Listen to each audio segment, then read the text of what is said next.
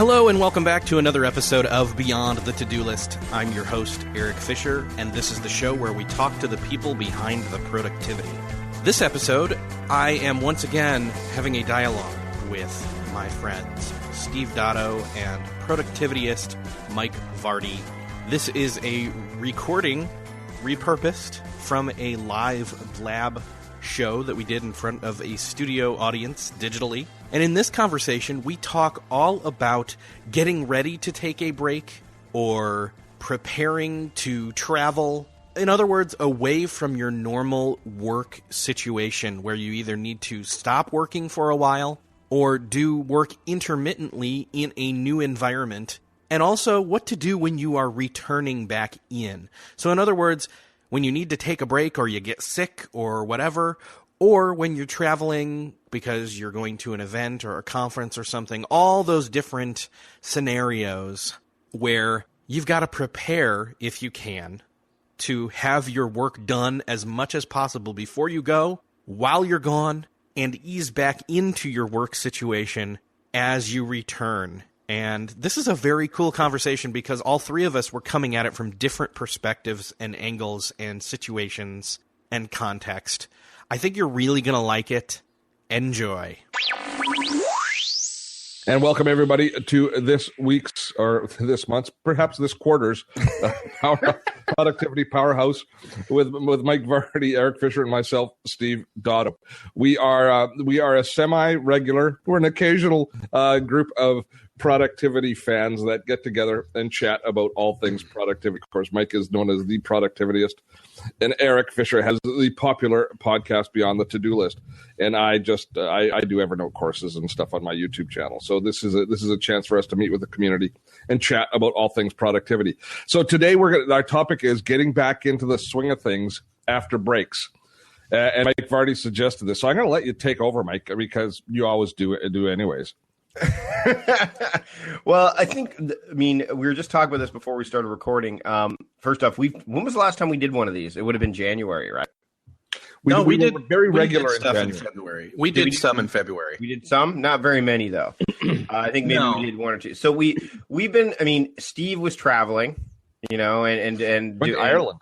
Yes, you did. And Eric's been ill, and I've been, traveling. You were traveling. I was traveling too. And so we've had an extended break from this blab. And I thought the topic was rather apt because up here where we are where I'm in Victoria and Steve's in Vancouver, our kids had just had their spring break. So our spring breaks are 2 weeks long here, which is seemingly ridiculous, at least for me. I think 2 weeks is too long. I never got 2 weeks when I was a kid. So why should my kids get 2 weeks now? And so it was really tough for me to get some work done around the house with kids roaming around, I had to time things a whole differently. And so my theming of my days kind of was truncated, so to speak. So I thought it'd be a good topic to talk about, not just when you have when you go on vacation or when a spring break or happens, or when you have an extended break from, doing this kind of thing. How do you get back into the swing of things? And we've already got a question from Sean, which is great. But, let's list up. Yeah. Well, before you move on, let's list this out. Some breaks are intentional. Some are unintentional. For example, mine was not. I did not intend to get sick and be very slow, lethargic, and then even completely what's the word? Ineffective. Incapacitated. Yeah, incapacitated for a week. Or a little more, or a little less, and you kept thinking that you'd be soon quicker, so you let people know that you'll be back soon or something like that, and you weren't, right? Yeah. When things are out of your control, at least you're right, Eric. And there's the ones that we just had where we kind of knew, okay, as of Monday of this week, it was the last day of spring break, so we could at least say, okay, well, for the next 2 weeks, we know that things are going to be different. But when you're sick, you're absolutely right. Should we start with the beginning? Is what can you do before you take a planned break in order to ease yourself back in? Let's start with a break is coming. Yeah. And let's go that route first. Sure. So, Steve, you do very planned. You do a lot of planned breaks throughout the year. You go up north to your cabin, right? Right? You go how many times a year? Once or twice? Fishing? As many times as I can, usually 3 or 4. Right, but you plan those out, so you know exactly when you're going to go. How do you set up? I mean, how do you set up to make sure that when you go up there that you've got, the decks are cleared, or you just kind of just go and whatever happens along the way happens along the way? I'm probably not the best example of ultra efficiency here because I don't disconnect. Typically speaking, wherever I go, I stay connected just because, we're a small company. It's just me. So I, instead of disconnecting, I just get up early and just parcel my day out so that I can take care of a few things in the morning and a few things at night. And I just do triage. I just do, the lowest hanging fruit of the most crucial things. But I do those the whole time I'm on break, wherever I'm on break. It's not the best for my family, I imagine. Although I don't give them a choice, but I try not to make it impact others, but I stay engaged. And even so I was in Ireland, I was up in the morning. I'm not as good replying as normal, but with the combination of the phone notifying you of the biggest, most important things that you can deal with almost instantly, that's the way that I do it. So mine is not so much a grand strategy as just a coping mechanism. But you get your videos and stuff done in advance. Yeah. There's certain fundamental large things that if you know you're going to be going away, I mean, you can't bring you may want to do some recording up there, but generally your well-produced videos, if you're going away for 3 weeks or 2 weeks or whatever, let's say, you're going to get those done in advance because they're all staged. They're all staged and ready to go. So I always try and have a number in the hopper. I don't always succeed, but I try and have, I try and be at least 3 or 4 ahead at all times. Typically speaking, we're 1 or 2 ahead. But I make sure that I'm 5 or 6 ahead. We just increased the production schedule for about 4 weeks before. Right. I have 2 questions. One, so essentially you're saying you hustle a bit more prior to going to a lower level of activity. Yeah. And then number 2, do you feel like you get enough of a break when you're still doing stuff instead of like fully resting, fully relaxing? And I know there's that whole, well, if you do the work that you love, then it's not really not fun. And you always feel like you're calling. Do I sound like that when I'm talking, Eric? Not you, but I'm paraphrasing like 5 to 10 different people who say that. Yeah. I've never done a full digital detox, so I don't know. I don't know if I get enough of a break. I find I'm in a good spirit. I'm very happy when I'm there. I'm very happy when I'm away. And typically speaking, my work does bring joy to me. So it's, it does, it's not like, and if there is a problem, I do want to deal with it. I want it to be over with. And I don't let problems really affect my mood that much if there is one. So I can't say for sure that I know that I get enough of a break, but I think I do. Clueless brings up a good point, although there are ways around it. So, I mean, I'll jump in here because I'm another guy who runs his own business with a small team. I will do so, for example, when I was traveling recently, and that was a break. I mean, it was for work, but I wasn't in my normal spot. And then right after that, I went to Whitehorse for a week with my kids and my wife. So that was definitely a break. I will do all the fundamental stuff up front. So blog posts, newsletters, all that stuff will be done well in advance. And I'm not talking just a week in advance, but we're talking 2-3 weeks. So I do hustle to try to get as much done as possible. It doesn't happen for every single thing. I've noticed this last trip that I had too many things that I was trying to do. And that's another thing that you can fall prey to when you're trying to get ready for break, is that there's so many things that you've got on your plate. If anything, it's a bit of a wake-up call. Do you mean before you left? Too much you had to do to be able to go? Too much stuff that I felt that I had to do in order to take a complete break. Mm-hmm. So in order for me, there are podcasts to record. There's the product that we're working on. There's, a webinar that I knew I was doing in a few weeks after that, things like that. And I knew as I was preparing, again, it's that awareness, that wake up call where you're like, wait a minute, hold on. There's a lot here.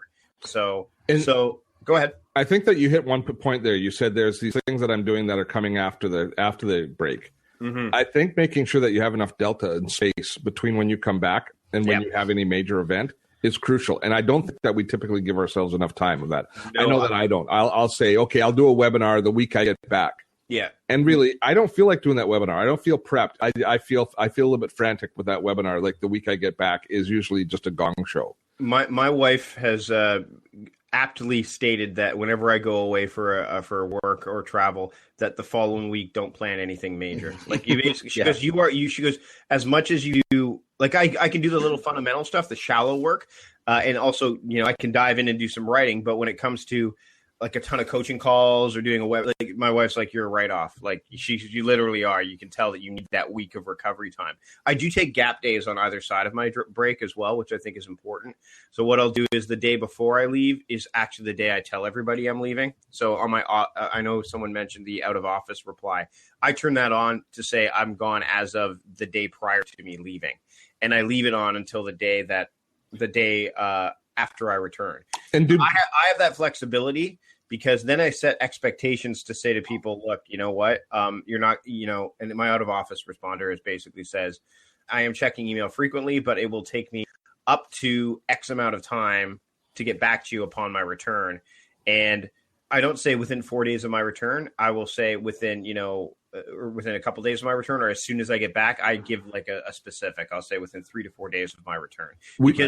Go ahead, Steve. We all use Slack as well. We all use a direct communications tool as well as our email. So email that autoresponder works terrifically for your outside guests, for your outside contacts, people that aren't part of your teams. Do you treat your team differently? When you're on break? Like for mine, I keep Slack running. I would always anyways. And I just expect them to respect the fact that I'm away and know that I might be delayed. And I don't bother explaining myself to them or anything like that. Yeah, I basically put in the general channel. I'll say I'm going away for the next 2 weeks. So I will be responding, but I might be not as quick to respond as usual. So, but I do say that don't email me, which they all know. Some of them will email me occasionally. I'll say, any emails will take longer. So if you have something, put it in here. So, but I'm not going to be at your beck and call as much as I normally would be. Let's get Eric in here because Eric's part of a much bigger team than either you or I, Mike. And he's also got reporting responsibility, both up and down. He's got people that report to him and then he reports to a boss. So how do you deal with that time before, that week before you go away or the week before you're going to be unavailable? So my story here was I actually had 2 different times of like being quote unquote gone or off or whatever you want to call it in conjunction with each other. One, I was already planning on being out for a week for my daughter's spring break. So I was already prepping for that, which was great because then when I got sick prior to that and was kind of knocked out for a few days, I already had some stuff already ahead. So it didn't affect things too badly, but I was able to first and foremost say, hey, people above me, hey, guess what? I'm sick. I'm going to be off a little bit right now and try to recoup as much as possible and then very passively cross things off, which is sometimes the best you can do if you're sick is just you still have stuff you got to do. So you passively do it instead of like actively do it and get more sick. But then I was already ramping up to know that for example, there was coverage for me for different things that normally get done by me but need to still be done even though I'm absent. And so others were delegated and trained and cross-trained and all that kind of stuff. And then, there was an expectation of how long they were going to do that for until I got back and setting the day that I was going to be back to do that. So that's in it in a nutshell. But what's funny is that we were all used to these regular routines of how things are. And then suddenly a wrench gets thrown in, either that you get sick or you're going to be away. And do you just throw the routine out completely? Do you keep up the whole routine but find other people to delegate pieces of it to? Or do you just give yourself grace and forgiveness and say, well, I'm sick? And maybe that's a cop-out. I don't know.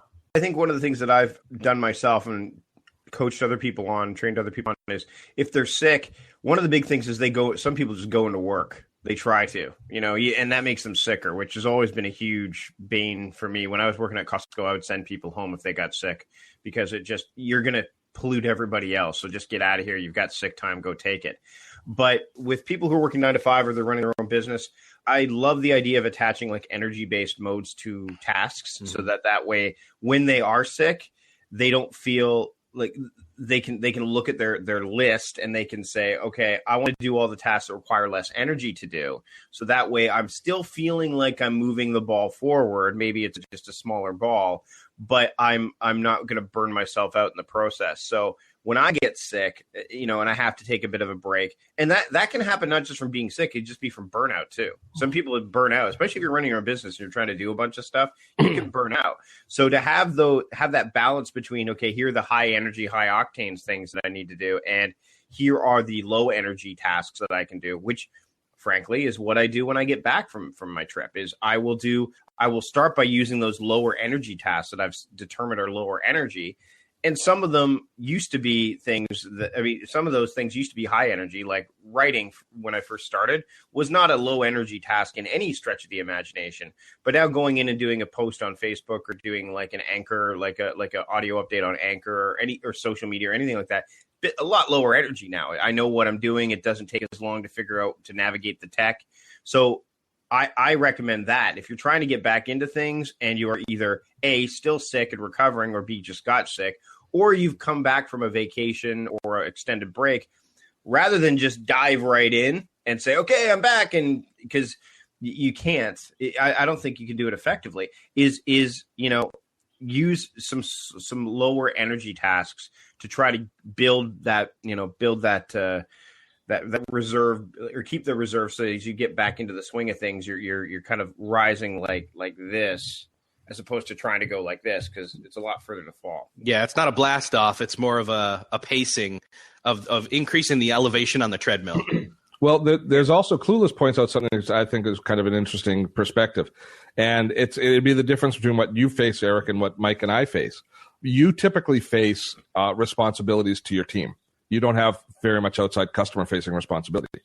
We have customer-facing responsibility. We're selling to customers. We have clients. We have people that we're coaching, or in my case, I've got people that are purchasing my courses and going through the course content. So we've got customers that we're dealing with. So the buffer zone between the revenue stream and income into the company and our time is a pretty short string. Slim margin. Yeah, well, the problem is that if we disengage, the revenue dries up pretty quickly. So finding the way to keep that momentum and either building momentum behind the sales while you're going away, or finding a way that doesn't cause you damage.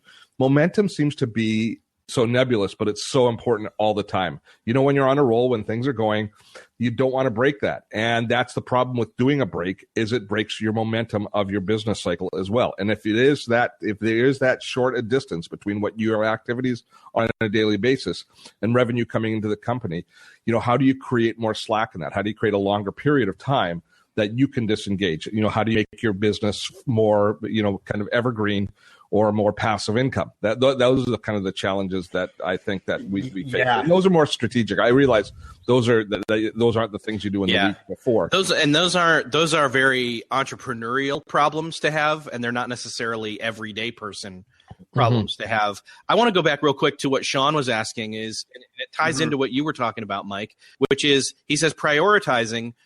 Where do you start after you've had a relaxing break? So you were just talking about how you kind of ease back into your workflow. I just want to add a side. I know how Sean Smith prioritizes. He goes and buys himself a new cheap Android phone because he managed to destroy his iPhone while he was on vacation. But to be fair, that's a priority. That's a priority. That's a priority. He needed one considering what he does. So, I think again, to answer Sean's question, because I have the low energy tasks that I can do, and I have a lot of them. There's a lot of low energy tasks, or shallow work, if you want to call it that, which is kind of what I categorize it. It allows me to do those things like Steve was mentioning. If I have coaching calls the week I get back, those are going to get my biggest attention, because they're the things that drive the business at this point. And they also actually give me energy in a lot of cases. It's really weird to do a coaching call and to do any kind of teaching. It does both things. It galvanizes you. It raises you up, because you're right on. You're feeling the flow. You're really trying to push it out. And then when you're done, you're exhausted in some cases, because either there's a lot of persuasion involved, or you've spent your energy, and then you crash. I find that more often than not, especially when I'm doing 1 or 2 or 3 in the span of a day. And so what I'll do is I'll smatter around those with those low energy tasks. It's the same thing when I start after a relaxing break. I've got my 3 absolutes that I choose every day of the week. Even when I'm on break, I will do that. So I still look at, I still will look at my to-do list. I still will journal. I will still do all that when I'm on a break. But because I've shaped and crafted my week and all that around this break, the only things I will see are things that are going to be done during the break. So again, low energy work, things like that. Maybe a couple of email returns that I may need to do. And so when I look at those priorities, I can see those 3 absolutes every single day. And sometimes the absolutes are things like go on an excursion with the family, play board games with the family, like during the break. And then after the break, it's, like prepare for a webinar, things like that. So I think that categorizing those priorities and figuring out what you need and want to do after a break, you almost need to prepare those for before you leave, like we talked about. So that way, when you get back, you at least know what's ahead of you. And that's the advantage that Steve and I have, which not everybody has, because you can come back to work and there could have been a total storm that happened while you were gone and your priorities have shifted. Again, I think that's why it's important to make sure that you have those fundamental shallow tasks that you can do in the in-between time so that you don't completely burn out and feel like the break was counterproductive instead of productive. Although science has shown that breaks are actually more productive. If you take a break, it's actually helpful to your productivity as opposed to harmful. I remember coming back from breaks prior to the position that I'm in now, back when I was working in a university, and I would, we'd have Christmas break or other times where we'd just be flat off. And some of that time that I did that work was prior to smartphone existence, and some of it was post that. And I always trained myself to say, hey, look, nobody else is there either. Or I'm away and nobody else should be able to reach me because I am on paid leave right now. You cannot, so creating those boundaries. And I remember coming back into the office and spending the first day sitting, drinking a lot of coffee to stay awake and deleting a bunch of emails to get to what was really needing to next be done. And back then my productivity wasn't as focused. So it was very much a clearing away of everything that didn't need clutter. Yeah. Everything that didn't need attention spent to it. That's not a bad way to do things. It's not bad. Because it does get you slowly back to the swing lane. Two comments on that. The first is a lot of companies that have forced breaks like that, where they will take a Christmas period off, are actually putting policies in place that they're not allowed to send emails. Adobe's got that policy. Like they've got these break periods. They say, do not send an email to a team member over this time, period. We're gone. And their auto replies say, we're gone. So that's one thing that, and I'm not sure that's company-wide at Adobe, but I know that's team-based at Adobe. They do some of that stuff. The second thing is, for me, is when I come back, I don't try and catch up. When I come back, when I get back after a speaking gig or a trip, the first thing that I do, the first day back, I do my regular work. I try and produce 1 or 2 videos to try and get, and that kind of just locks everything in place. And then I nibble away at the backup. And over the next couple of days, I've already got some work done, and which also gets me thinking about what the next main, kind of ongoing editorial content that I'm going to create is, which I consider to be my main daily work. And then I keep doing that. So that content locks in right away. And then it's just catching up. So it's, as far as I'm concerned. So that's just how I deal with it, rather than trying to clear that inbox, which is going to take me, I know, a couple of days to do. Well, and I think that's an interesting way to look at it too, because if you keep some constants, some anchors that you will have, whether you're on break or not, that's important. That's why I love having themed days, because when I get back from a break, I still know that Monday's a writing day, Tuesday's a writing day, Wednesday's audio video, Thursday's admin, Friday's learning, Saturday's family, and Sunday's kind of founder and leadership work. So if you keep those consistent, then your brain isn't scrambling to figure out what to do, and it has that anchor to look for. So even if you are scrambling and and getting lost along the way in the weeds, you can step back for a second, take a little mini break, like a 30-second break, and go, okay, what day is it? Okay, it's Wednesday. Okay, Wednesday's audio video day. So all else fails, this is what my overarching focus should go. And you can do that whether you work a 9 to 5, whether you work for somebody else, whether telecommuting, or whether you run your own business. And I think that having that in place, again, you want to have as many certainties as possible versus uncertainties.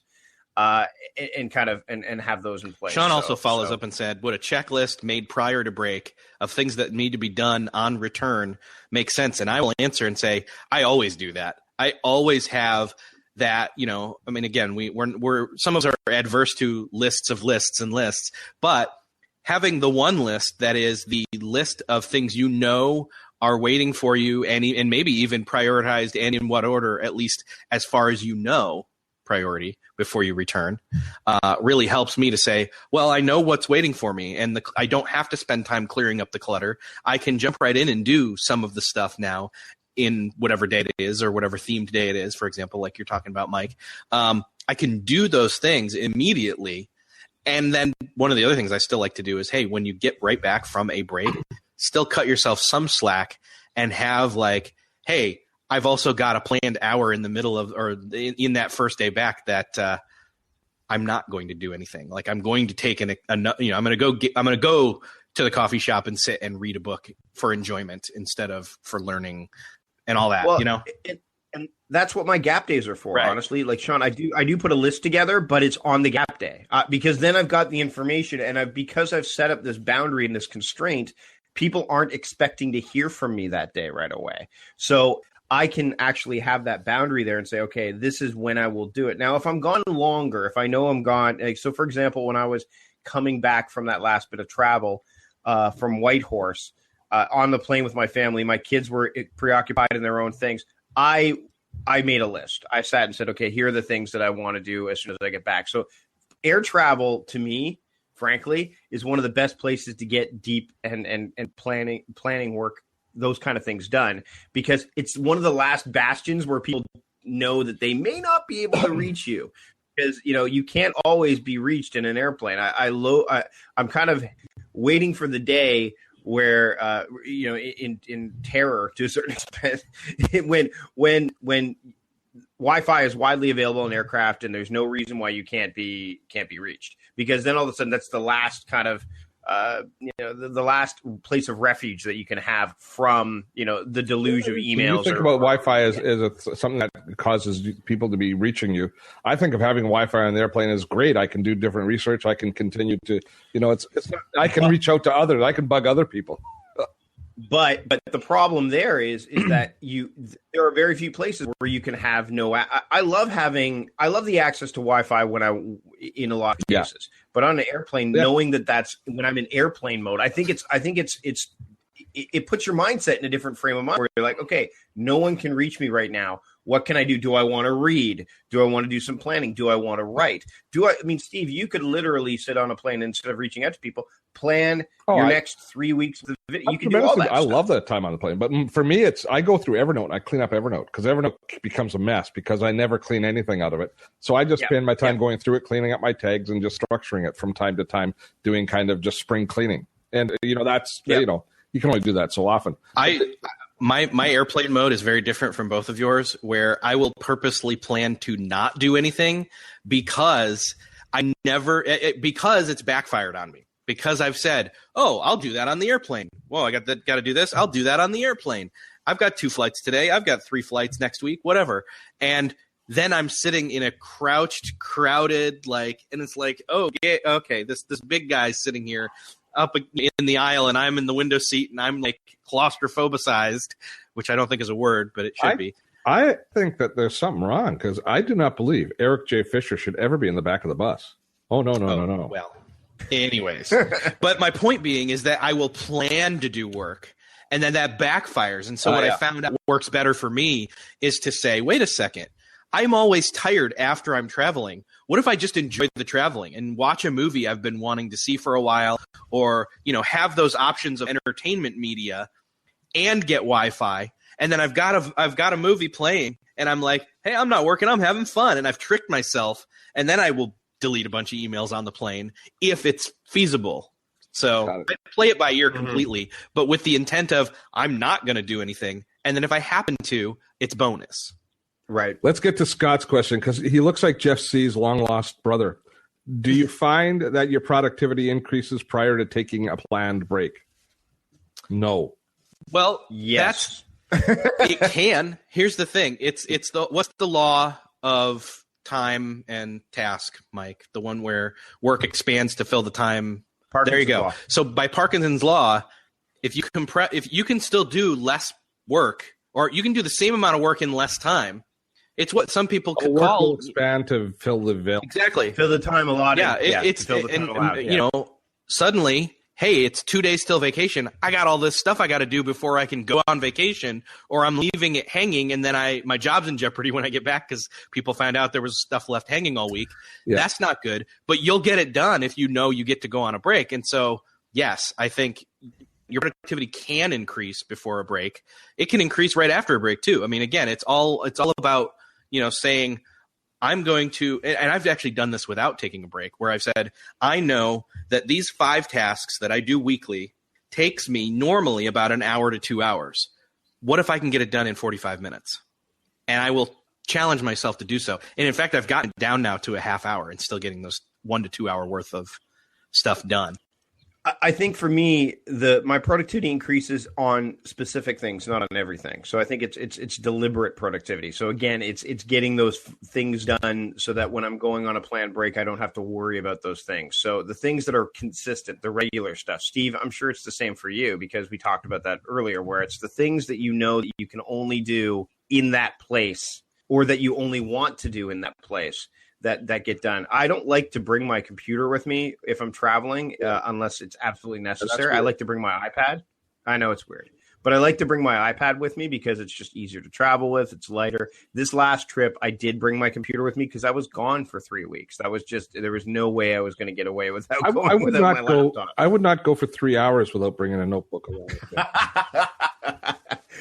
me. I'm interested to see how I've been reading a lot more about the iPad Pro and how people are starting to use that. I still can't wrap my head around that being a primary computer, but so for me, it's those things that I know I only want to get done in my office before I leave for travel. That's where my productivity increases. What will happen with the other things is I'll see them and make a decision. Do I need to do this before vacation? Do I want to do this before vacation? It's either one of those things. If it doesn't hit either of those, and more the need than the want, then I toss it to after vacation. When you do that, and this kind of goes hand in hand with Sean's list question, because if I do that, I'm essentially creating a list that needs to be taken care of after I get it. So that list is already started. The list that I would create are things that have cropped up along the way while I've been away. So that's where I think my productivity increases, is those fundamental things that I know I can only do at home versus or before break, as opposed to things I could do, afterwards. Eric, will you travel without a notebook?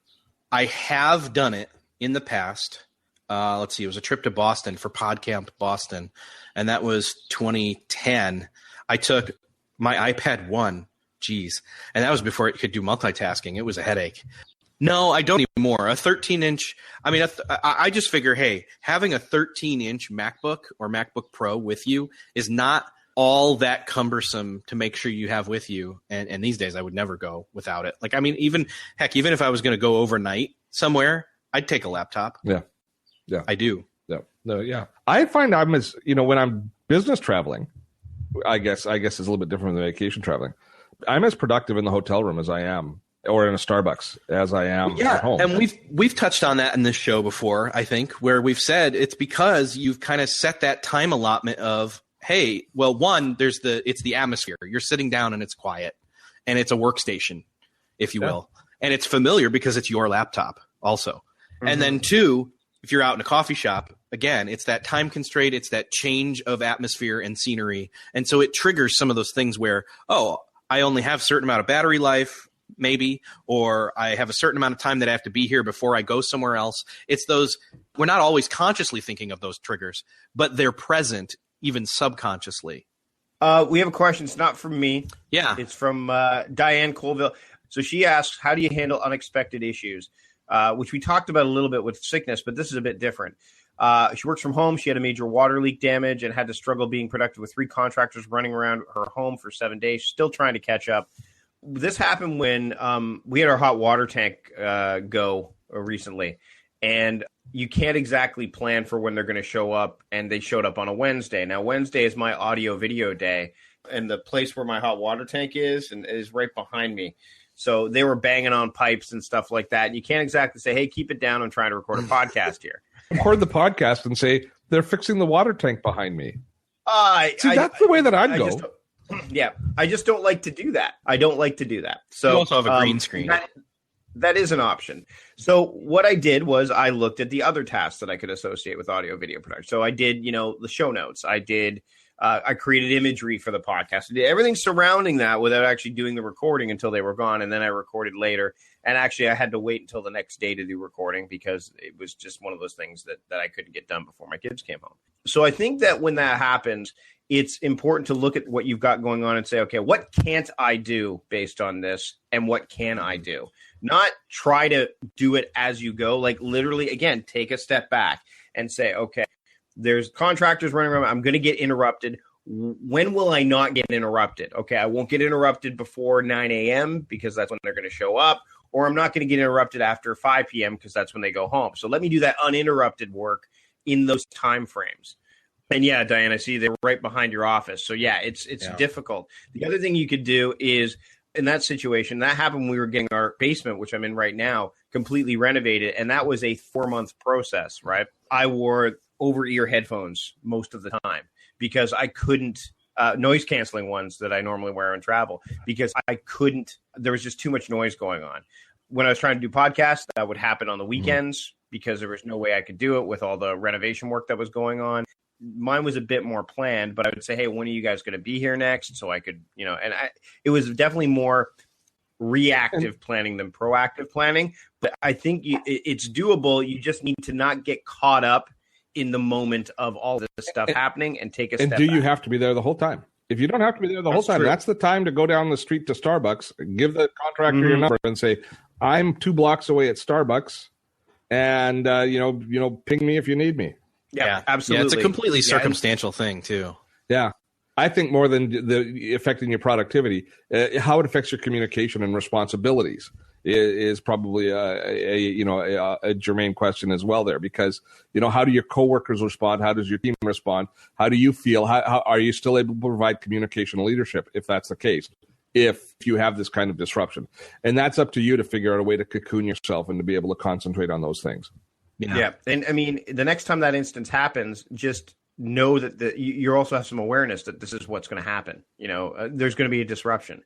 It happened. I mean, with March break, the kids are going to be home. They were home during March break. I cannot control what they're going to do. If we're going to talk about where I lose productivity around that stuff, it's when there is a disruption in the house and Shan is home for a week. And all of a sudden, that's when my routine gets thrown off, because getting your partner to understand your workflow, and also to a certain extent, I always feel a little bit guilty about not engaging with them when they're home. Yeah. Because it's their time. Yeah. So I feel a little torn between, torn between two lovers there. I want to take care of my family, but I also want to take care of the work. And so that's where, if I lose productivity, if I fall behind, it's not due to travel, it's not due to holidays, it's due to somebody else being in my space. If it's somebody I don't care about, it's not a big deal. But if it's somebody I care about, it becomes a big deal. True. I was trying to get in touch with Steve, and he was just you weren't.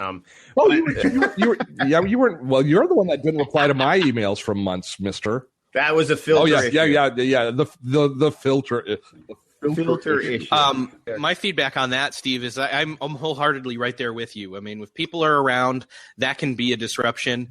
What I did for when we went out to New York to visit my family for a week around Christmas was I said, all right, so I took the laptop, had my phone, already knew I was, everybody's going to be low key. Nobody's going to do it. Nobody needs to do anything unless it's an emergency, which I'll get pinged on my phone for.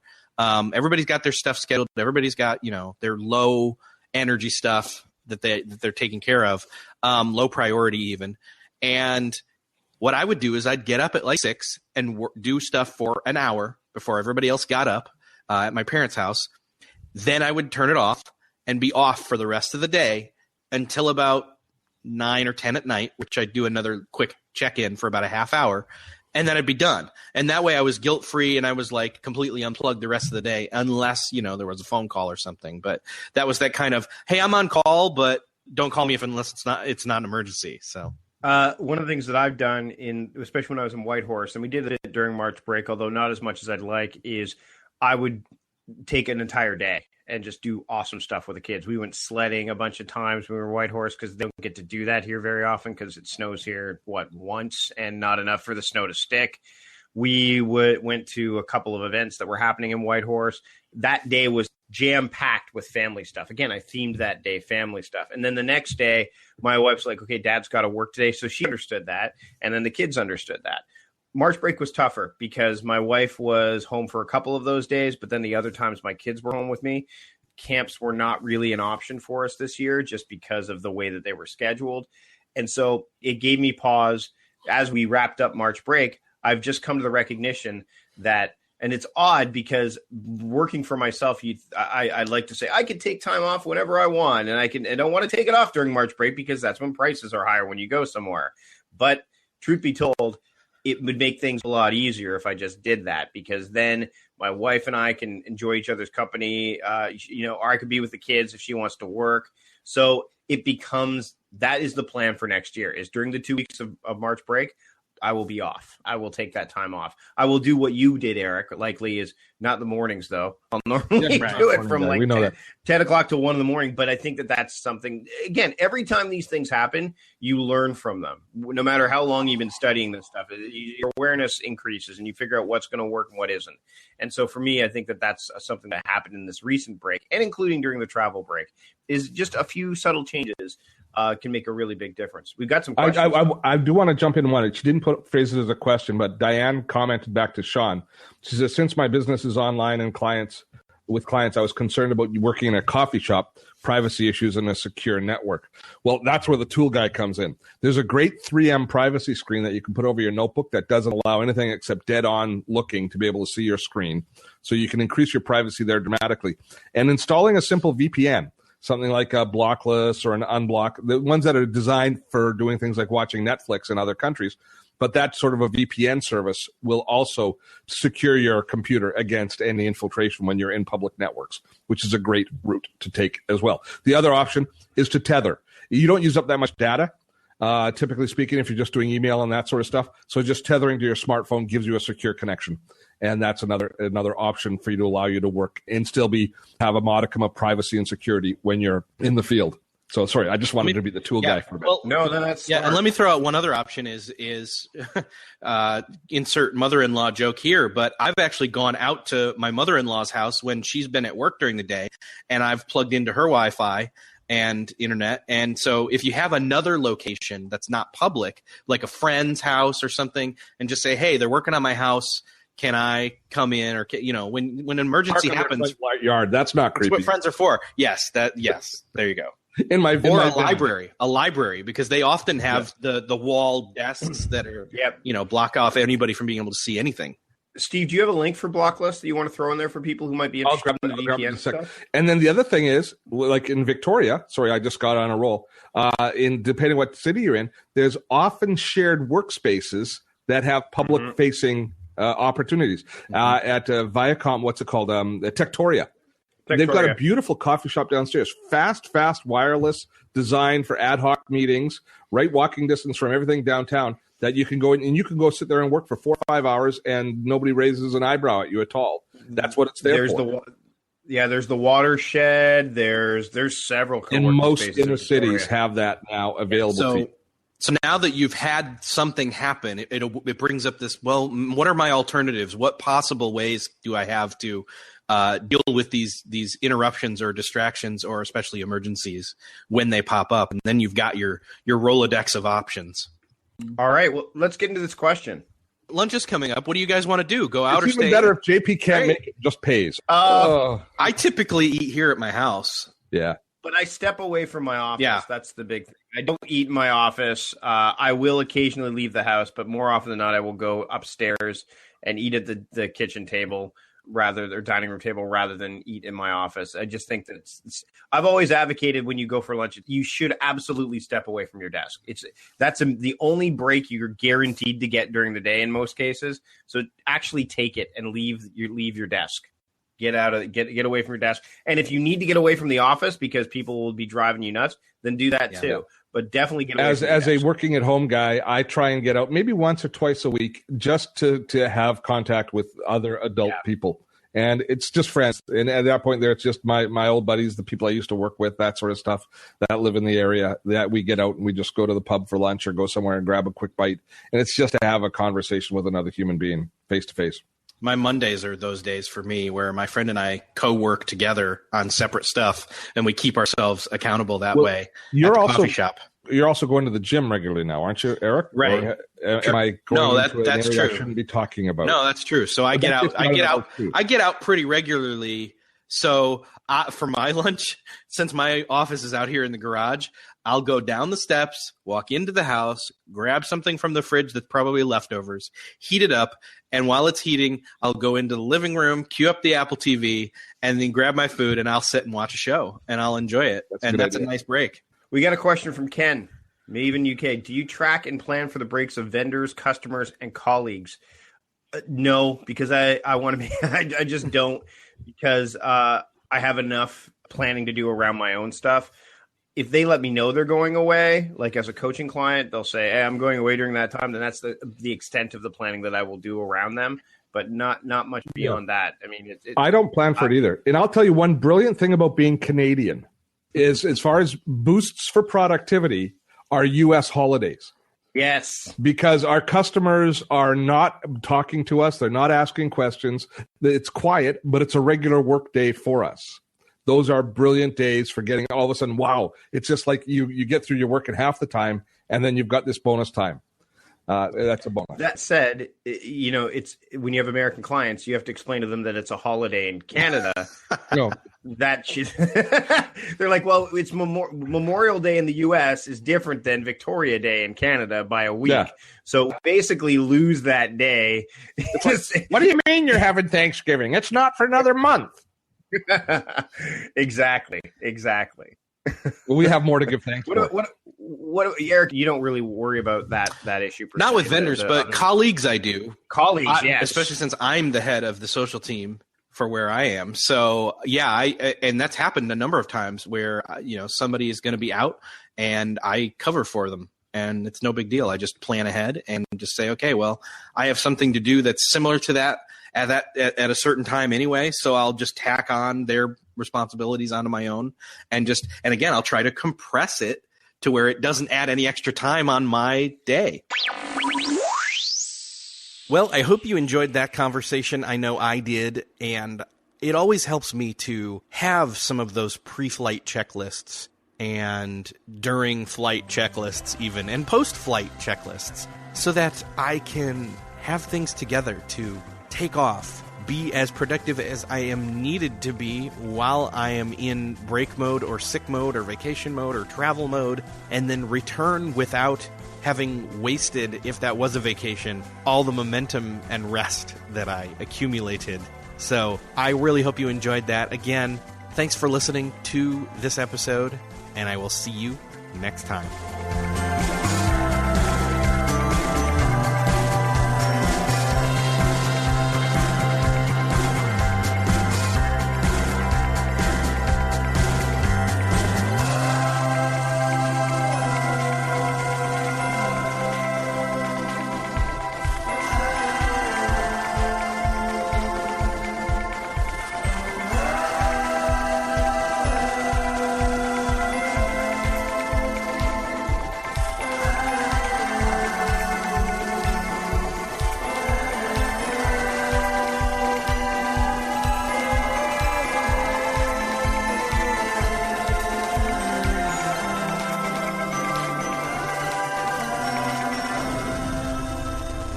Beyond the To-Do List is a proud member of the Noodle Mix Network. Find more of our award-winning and award-nominated podcasts to make you think, laugh, and succeed at noodle.mx.